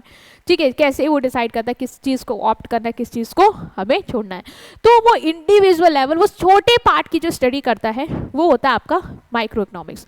तो माइक्रो इकोनॉमिक्स स्टडी करता है इकोनॉमी को छोटे छोटे पार्ट्स में, मतलब एक कंज्यूमर कैसे डिसाइड करता है कि उसको कौन सा प्रोडक्ट लेना है कौन सा नहीं लेना है, एक प्रोड्यूसर कैसे डिसाइड करता है कि उसको क्या प्रोड्यूस करना है क्या प्रोड्यूस नहीं करना है, क्योंकि मशीन लिमिटेड है, रिसोर्स लिमिटेड है। अब तुम डिसाइड करो कि तुम्हें चिप्स बनाना है, ठीक है, या तुम्हें उसी रॉ मटेरियल से कुरकुरे टाइप में कुछ ऐसा बनाना है, तो अभी तुम्हारे पास एज अ एक प्रोड्यूसर ये प्रॉब्लम है। एक फर्म कैसे डिसाइड करती है, एक इंडस्ट्री कैसे डिसाइड करती है, एक प्रोडक्ट का प्राइस कैसे डिसाइड होता है, एक सिंगल गुड्स की डिमांड और सप्लाई हम कैसे डिसाइड करते हैं कि कितना डिमांड है और कितनी सप्लाई, हमें कैसे इसको पूरा करना है, कैसे हमें एक गुड्स का प्राइस सेट करना है क्या। तो ये होती है माइक्रो। माइक्रो मतलब आप सिर्फ इंडिविजुअल यूनिट ऑफ इकोनॉमी को स्टडी करते हो, मतलब सिर्फ सिंगल यूनिट की प्रॉब्लम को जब हम स्टडी करते हैं इकोनॉमिक्स में, तो वो होती है हमारी माइक्रो इकोनॉमिक्स। मतलब यहाँ पे बड़े लेवल पे नहीं जा रहे, जैसे किन्स बड़े लेवल पे गए ना, पूरी कंट्री की बात करी उन्होंने, पूरी कंट्री की प्रॉब्लम को डिस्कस किया।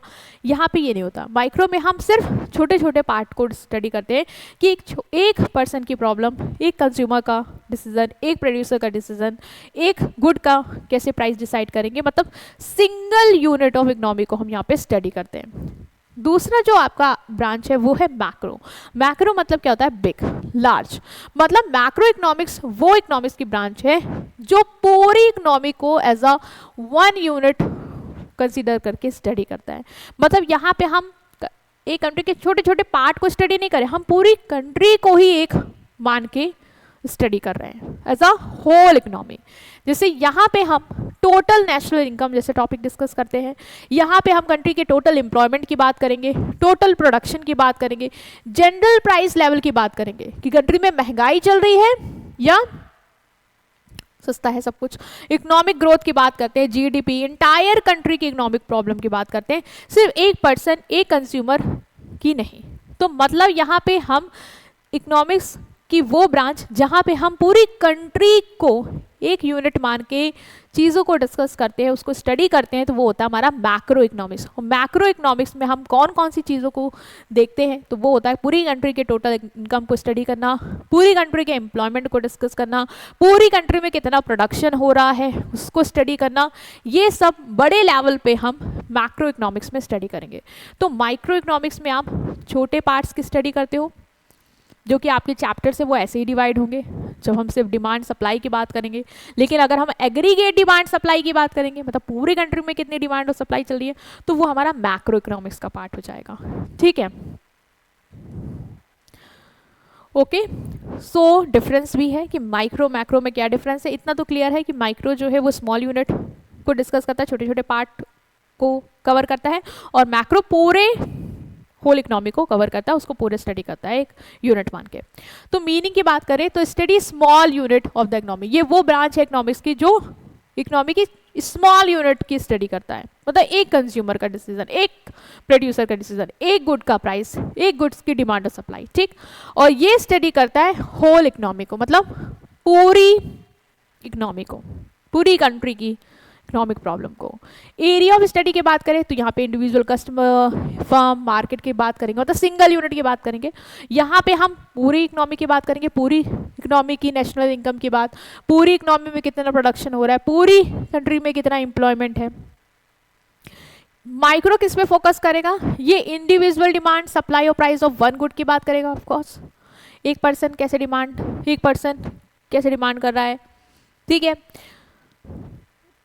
एक गुड की क्या सप्लाई है, एक गुड का क्या प्राइस है, वो डिस्कस करते हैं। यहाँ पे हम पूरे कंट्री में जितने भी गुड्स एंड सर्विसेज उन सबकी कितनी डिमांड है, सबकी कितनी सप्लाई है, जनरल प्राइस लेवल क्या है, कंट्री में इन्फ्लेशन चल रहा है, डिफ्लेशन चल रहा है, वो डिस्कस करते हैं। स्कोप की बात की जाए तो ये स्मॉल या इंडिविजुअल प्रॉब्लम से रिलेटेड है। ऑफकोर्स एक सिंगल कस्टमर कैसे डिसाइड करेगा उसको क्या खरीदना है क्या नहीं खरीदना, तो उसकी प्रॉब्लम है। एक पर्सन, एक स्मॉल, एक सिंगल इंडिविजुअल की प्रॉब्लम से डील करता है, और ये नेशनल इश्यूज से डील करता है, मतलब पूरी कंट्री की प्रॉब्लम, लाइक अनएम्प्लॉयमेंट, इन्फ्लेशन, ये पूरी कंट्री की प्रॉब्लम, एक पर्सन की प्रॉब्लम नहीं है, ठीक है। प्राइस से स्टडी की बात करें तो यहाँ पे हम इंडिविजुअल गुड की प्राइस की बात करते हैं, मतलब सिंगल गुड्स की प्राइस की बात करते हैं, और यहाँ पे हम ओवरऑल प्राइस लेवल, मतलब पूरी कंट्री में जितने भी गुड्स हैं उन सबके क्या ओवरऑल प्राइस चल रहा है, क्या लेवल चल रहा है, प्राइस लेवल, मतलब महंगाई है पूरी कंट्री में जैसे आज को देख पा रहे हो, इन्फ्लेशन या डिफ्लेशन है या क्या है, स्टेबिलिटी है, वो। माइक्रो इकोनॉमिक की बात करें तो स्टडीज इंडिविजुअल इनकम, ये इंडिविजुअल इनकम को स्टडी करता है, मतलब एक पर्सन की इनकम को, और ये नेशनल इनकम की, पूरी कंट्री में लोगों की क्या इनकम है, पूरी कंट्री की नेशनल इनकम क्या है उसकी डिस्कस होता है। मतलब यहाँ पे तो आप देख पा रहे हो कि बड़े लेवल पे बात कर रहे हैं, पूरी कंट्री की बात कर रहे हैं, ठीक है। और यहाँ पे हम एक सिंगल उस पूरी कंट्री का एक इंडिविजुअल उठा के डिस्कस कर रहे हैं। नेचर की बात करें तो मोर पार्शियल, मतलब यहाँ पे हम छोटे छोटे पार्ट की स्टडी करते हैं, सिंगल यूनिट की।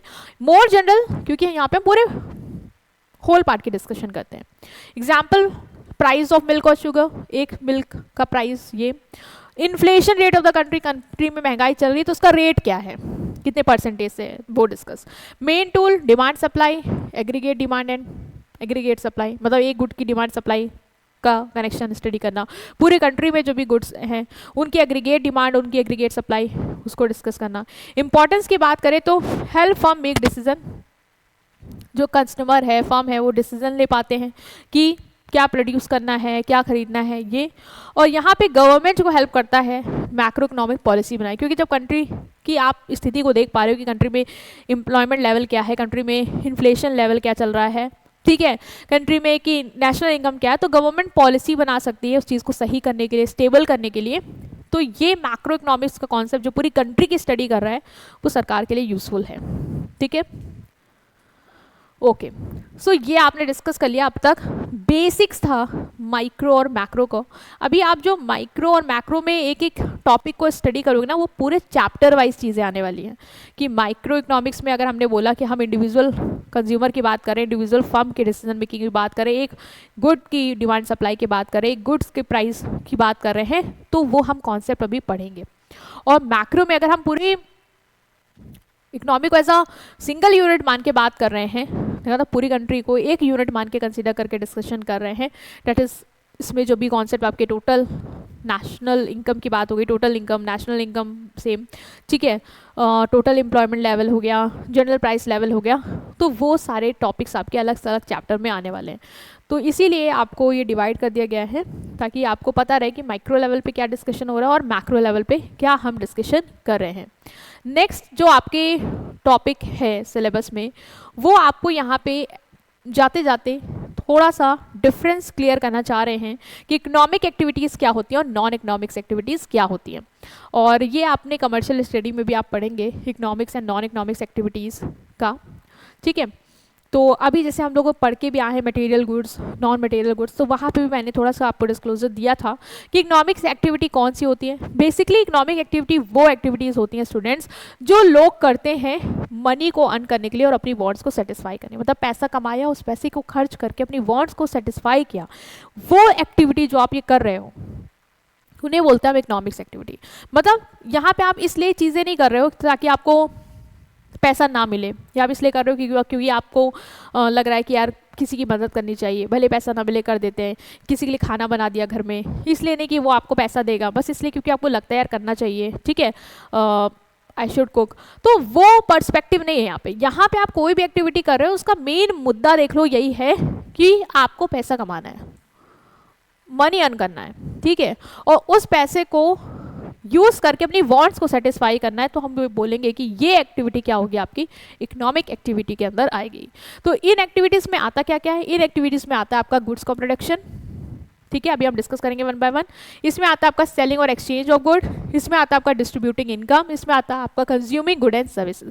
ये चारों एक्टिविटीज क्या है, आपकी इकोनॉमिक एक्टिविटीज हैं। मतलब इन सारी एक्टिविटीज का पर्पस आपका है to earn money and to satisfy your want. Any activity done for income, money or economic benefit is called economic activity. Simple है, कोई भी एक्टिविटी जो आप करते हो पैसा कमाने के लिए या फिर उस पैसे को खर्च करके अपने आप को सेटिस्फाई करने के लिए, तो वो एक्टिविटी आपकी इकोनॉमिक एक्टिविटी में आती है। जैसे कि प्रोडक्शन, प्रोडक्शन में आप क्या करते हो, गुड एंड सर्विसेज प्रोड्यूस करते हो। क्यों प्रोड्यूस कर रहे हो गुड एंड सर्विसेज, क्योंकि मैम उसको बेचेंगे तो हमें पैसा मिलेगा। तो प्रोडक्शन करने का पर्पस क्या है, पैसा कमाना, ठीक है। एक फार्मर वीट प्रोड्यूस करता है क्योंकि उसको पैसा बनाना है, एक फैक्ट्री क्लोथ्स प्रोड्यूस कर रही है क्योंकि उसको बेचकर पैसा बनाना है, एक बेकर ब्रेड बना रहा है पैसा कमाने के लिए। तो प्रोडक्शन क्या है, इकोनॉमिक एक्टिविटी है, क्योंकि हम इसे क्यों कर रहे हैं, टू अर्न मनी। इसके बाद आएगा आपका डिस्ट्रीब्यूशन। डिस्ट्रीब्यूशन मतलब giving the produce goods and income to people. मतलब एक तो जो गुड्स आपने बनाया उसका डिस्ट्रीब्यूशन करना, उसको जब कस्टमर तक पहुंचाओगे, बेचोगे सप्लायर तक, तभी तो पैसा आएगा। तो डिस्ट्रीब्यूशन भी क्यों कर रहे हो, पैसा कमाने के लिए। इवन डिस्ट्रीब्यूशन में जिन्होंने आपको सपोर्ट किया है उनको भी आप इनकम डिस्ट्रीब्यूट भी करोगे, लाइक वेजेस दोगे वर्कर को, रेंट, इंटरेस्ट, प्रॉफिट पे करोगे, ट्रांसपोर्टिंग गुड्स टू शॉप, ये सब जो डिस्ट्रीब्यूशन का पार्ट है, जहाँ पे आप गुड्स का डिस्ट्रीब्यूशन कर रहे हो और इनकम का डिस्ट्रीब्यूशन कर रहे हो, ये भी आपकी इकोनॉमिक एक्टिविटी के ही अंदर आता है। तो याद रखना, ये भी आप इसलिए कर रहे हो टू अर्न मनी। अगर लोगों को जिनके थ्रू आप इनकम जनरेट करें उनको डिस्ट्रीब्यूट नहीं करोगे तो क्या वो आपको प्रोडक्शन में मदद करेंगे, नहीं करेंगे। तो इसीलिए इम्पॉर्टेंट है कि उनको भी हम डिस्ट्रीब्यूशन करें और इसके थ्रू हम इनकम जनरेट कर रहे हैं। Next is exchange. एक्सचेंज मतलब buying and selling good and services, like buying vegetable from shop, selling mobile phone, ये सारी चीज़ें जो आप कर रहे हो, गुड एंड सर्विसेज को बेचना खरीदना, ये भी क्यों कर रहे हो, टू अर्न मनी। दूसरा to spend money and to satisfy your want, तो ये भी किसके अंदर आएगी, इकोनॉमिक एक्टिविटी के अंदर आएगी। कोई आप चैरिटी के लिए नहीं कर रहे हो या कोई इमोशंस में नहीं कर रहे हो, बल्कि आप सोच समझ के इसलिए कर रहे हो क्योंकि आपको वहाँ से कुछ बेचोगे तो पैसा आएगा, दूसरा अगर आप कुछ खरीदते हो तो उससे आप अपनी वांट को सेटिस्फाई कर पाओगे। तो it's a part of economic activity. Next is consumption. Consumption मतलब क्या, गुड एंड सर्विसेज को यूज़ करना अपनी वांट्स को सेटिस्फाई करने के लिए, लाइक फूड को खाना, क्लोथ को वेयर करना, इलेक्ट्रिसिटी यूज़ करना, मूवी को देखना। तो ये जो है जहाँ पे आप कंजम्पशन कर रहे हो, ये भी क्या इकोनॉमिक एक्टिविटी है। अब ये सोच रहे हो कि मैम कंजम्पशन करें, हम तो पैसा तो कमा नहीं रहे, तो ये इकोनॉमिक एक्टिविटी क्या हो गई। तो मैंने ये लिमिट नहीं किया था आपको स्टार्टिंग में भी, इकोनॉमिक एक्टिविटी मतलब सिर्फ पैसा कमाना नहीं, पैसा कमाना, उस पैसे को खर्च करके अपनी वांट्स को सेटिस्फाई करना, ये पूरा आपका इकोनॉमिक एक्टिविटी का पार्ट है, ठीक है। तो consumption is also economic activity, क्योंकि जो पैसे आप खर्च करोगे उससे अपने आप को सेटिस्फाई कर रहे हो, तो वो भी आपका इकोनॉमिक एक्टिविटी है। वहाँ पे भी आपका गोल अर्न करके अपने आप को सेटिस्फाई करने का ही है। तो इकोनॉमिक एक्टिविटी का फीचर याद रखना, वो एक्टिविटी जो आप पैसा कमाने के लिए करते हैं। दूसरा, इसमें कौन कौन सा आता है, production, distribution, exchange, consumption, use scarce resource, of course जो भी रिसोर्सेज आप यूज़ करोगे इनकम को जनरेट करने के लिए वो लिमिटेड है, ठीक है। Can be measured in money, of course economic activities को मनी में के टर्म में मेजर कर सकते हो, ठीक है। इवन ये आप यहाँ पे क्या करते हो, अपने वांट्स को सेटिस्फाई करते हो, मीन्स जो वेल्थ आप जनरेट करते हो, जो इनकम आप क्रिएट करते हो, उसको स्पेंड करके आपका गोल क्या होता है, अपनी वांट्स को सेटिस्फाई करना, ठीक है। तो यहाँ पे आप सेटिस्फेक्शन एंड वैल्यू क्रिएट करते हैं। सो इकोनॉमिक एक्टिविटी के ये फीचर्स हैं जो आपको याद रखने हैं। नेक्स्ट इसके अपोजिट जो एक्टिविटी है वो है नॉन इकोनॉमिक। नॉन इकोनॉमिक है, इसका मतलब ये एक्टिविटीज़ आप, पहली बात तो बिल्कुल क्लियर रखना कि मनी के लिए आप नहीं कर रहे हैं, ना तो आप इनको स्पेंड करके, उस मनी को स्पेंड करके अपने वांट्स को सेटिस्फाई करने के लिए कर रहे हैं। यहाँ पे ये जो एक्टिविटीज़ आप करते हैं वो क्यों करते हैं, पर्पस क्या है, वो out of love, affection, emotion, duty, या यहाँ पे आप अपने पर्सनल सेटिस्फेक्शन के लिए चीज़ें करते हो, ठीक है। यहाँ पे आप का गोल मनी अर्न करना नहीं होता है, यहाँ पे आपका गोल होता है कि ठीक है मैं इसको इसलिए कर रहा हूँ क्योंकि मुझे खुद को एक सेटिस्फेक्शन रहेगा कि मैंने जो है वो अपनी ड्यूटी परफॉर्म की, ठीक है। लाइक आपकी मदर आपके लिए खाना बनाती हैं तो वो इसलिए नहीं बनाती हैं कि आप लोग उनको पैसे दोगे उस खाने का, ठीक है, वो इसलिए करती हैं क्योंकि उनको आप लोगों से प्यार है, उनका एक लगाव जुड़ा हुआ है, जो उनको लगता है कि आपको अच्छा अच्छा खिलाएं, ठीक है। वो उनका एक पर्सनल सेटिस्फेक्शन है कि मेरे घर में जितने लोग हैं वो अच्छा खाएं, उनकी हेल्थ अच्छी रहे, ठीक है, वो उनको उससे सेटिस्फेक्शन मिला इसलिए वो चीज़ कर रही है, ना कि उनको मनी मिल रहा है। आप किसी दोस्त की मदद करते हो तो क्यों करते हो, इसलिए नहीं कि वो आपको कल को पैसा दे देगा, इसलिए क्योंकि आपको लगता है कि एज अ फ्रेंड मेरी ये ड्यूटी है कि मुझे अपने फ्रेंड की हेल्प करनी चाहिए, और आपका उससे एक इमोशनल कनेक्शन है कि आप उसको प्रॉब्लम में नहीं देख सकते हो, इसलिए आप कर रहे हो। Father playing with his child, एक फादर अपने बच्चे के साथ खेलते हैं तो इसलिए नहीं खेलते कि वो बच्चा उनको कल को पैसा दे देगा, इसलिए खेलते क्योंकि उनका लव अफेक्शन है, तो उनको मज़ा आ रही है, उनको खुशी हो रही है अपने बच्चों के साथ इंजॉय करके। फूड और क्लोथ डोनेट कर रहे हो तो यहाँ पे आप पैसे के लिए नहीं कर रहे हो, ये activity out of emotion, out of personal satisfaction कर रहे हो। तो नॉन इकोनॉमिक एक्टिविटीज़ का मेन जस्ट यही है कि ये वो एक्टिविटीज़ होती है जो आप करते हो not for earning money but out of love, affection, duties, emotion और for your personal satisfaction, right. So features में भी यही है कि मोटिव मनी का नहीं है। इकोनॉमिक एक्टिविटी में आपको साफ बताया था मनी का मोटिव होता है, यहाँ पे नहीं है। यहाँ पे लव और इमोशन के बेस पे आप चीज़ें कर रहे हैं और इसको आप मनी में मेजर नहीं कर सकते। वहाँ पे क्या फीचर था कि मनी के टर्म में मेजर कर सकते हो, ठीक है, कितना प्रोडक्शन किया हम मनी के टर्म में मेजर कर सकते हैं, कितना डिस्ट्रीब्यूशन किया मनी के टर्म में मेजर कर सकते हैं, कितना कंजम्पशन किया, कितना खर्चा कर दिया किस चीज़ को खरीदने में मनी के टर्म में मेजर कर सकते हैं। बट क्या आपके फादर ने आपके साथ कितना खेला वो आप मनी के टर्म में मेजर कर सकते हैं, या आपकी मम्मी ने आपके लिए जो खाना बनाया उनका जो ये प्यार है आप मनी के टर्म में मेजर कर सकते हैं? Of course not. तो इनको हम मनी के टर्म में मेजर नहीं कर सकते। Give personal satisfaction, of course ये आपको पर्सनल सेटिस्फेक्शन देता है। सोशल और रिलीजियस इन नेचर होता है, हो सकता है कि आप as a part of society आपको लगता है कि हमारी ड्यूटी है कि हम अपने सोसाइटी के लिए कुछ अच्छा करें, या आपका रिलीजन आपको टीच करता है कि आपको लोगों के साथ अच्छा व्यवहार करना है, आपको किसी को धोखा नहीं देना है, इसलिए आप ये चीज़ें कर रहे हो, इसलिए आप अपनी मॉरल ड्यूटी निभा रहे हो। तो आउट ऑफ दिस ये हो सकता है, इसलिए नहीं क्योंकि आपको पैसा कमाना है, ठीक है। तो डिफरेंस बिल्कुल क्लियर है यहाँ पे कि ये वो एक्टिविटीज़ होती है इकोनॉमिक एक्टिविटीज़ जो आप मनी अर्न करने के लिए करते हो, अपनी वांट्स को सेटिस्फाई करने के लिए करते हो, पैसा कमाओगे, उसी चीज़ें खरीदोगे, अपने आप को सेटिस्फाई करोगे, इसलिए हम इकोनॉमिक एक्टिविटी करते हैं। नॉन इकोनॉमिक एक्टिविटी पैसा कमाने के लिए नहीं बल्कि out of love, affection, emotion कर रहे हैं। यहाँ पे आपका फाइनेंशियल गेन है, आपको इन एक्टिविटीज़ को करके या तो इनकम मिलेगी, प्रॉफिट मिलेगा, ठीक है। यहाँ पे आपको कोई पैसा ऐसा नहीं मिल रहा है, यहाँ पे आपको पर्सनल सेटिस्फेक्शन मिलता है, अपने आप को एक खुशी, अपने आप में एक प्यार, ये आपको पीस, ये फील होता है। रिजल्ट की बात करें तो गुड एंड सर्विसेज, इनकम, ये सब इकोनॉमिक एक्टिविटीज़ को परफॉर्म करके क्रिएट करते हो आप। प्रोडक्शन करोगे तो गुड एंड सर्विसेज क्रिएट कर रहे हो, ठीक है, इनकम जनरेट कर रहे हो। नॉन इकोनॉमिक एक्टिविटीज़ के थ्रू आप क्या क्रिएट करते हैं? सोशल इमोशनल वैल्यूज़ क्रिएट करते हैं। मीन्स यहाँ से आप कोई पैसा नहीं बना रहे हैं but social emotional values generate कर रहे हैं। इसको हम मनी के टर्म में मेजर कर सकते हैं, उसको नहीं कर सकते हैं। एग्जाम्पल आप कुछ भी लिख सकते हैं जो आप परफॉर्म करें activities for earning money, like teaching, ठीक है, for salary, shopkeeping, farming, factory work, कुछ भी लिख सकते हैं। और नॉन इकोनॉमिक एक्टिविटीज़ में आप mother cooking food for the children, father playing with the daughters, ठीक है, helping others, prayer and all mention कर सकते हैं, ठीक है। तो ये हो जाएंगे आपकी नॉन इकोनॉमिक्स एक्टिविटी। तो बेसिक जो मेन इस चैप्टर में इंट्रोडक्शन था आपका स्टूडेंट्स, वो था कि इकोनॉमिक्स क्या है, ठीक है। इकोनॉमिक्स के साथ साथ जब हमने एक जनरल डेफिनेशन पे फोकस किया तो हमें समझ में आया कि ये डेफिनेशन हमें बहुत ही लिमिटेड वे में चीज़ बता रही है। देन उसी डेफिनेशन के आधार पे बहुत सारे ऑथर्स ने अपने अपने पर्सपेक्टिव दिए कि इकोनॉमिक्स क्या है।